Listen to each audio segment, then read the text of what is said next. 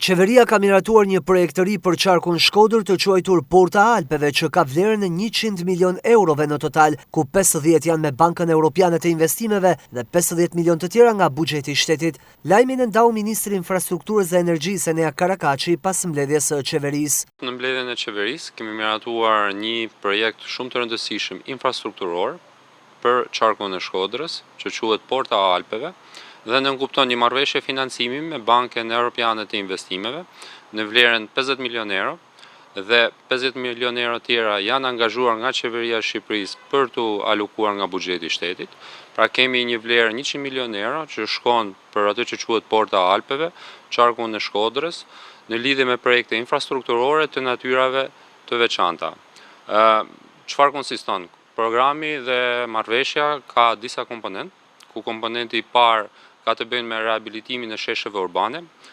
rikonstruksionin e bulevardeve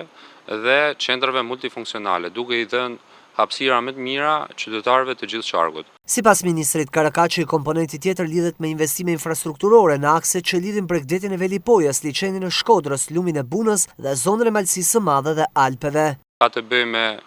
investime infrastrukturore në akset që lidhen Bregdetin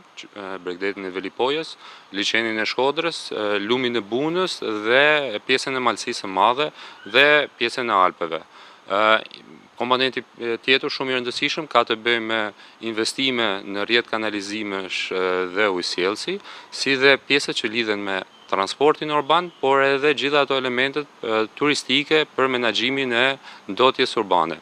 Dhe së fundmi, pse është shumë i rëndësishëm kjo marrëveshje, sepse me anë të kësaj marrëveshje krijojmë për herë të parë një korridor të integruar midis Alpeve dhe Bregdetit Adriatik, duke krijuar kështu në këtë mënyrë një mundësi për të patur një sezonalitet të plot turistik nga dimri në verë dhe duke i qëndruar më afër qytetarëve dhe për të përmirësuar në zhvillimin ekonomik të gjithë qarkut Shkodër.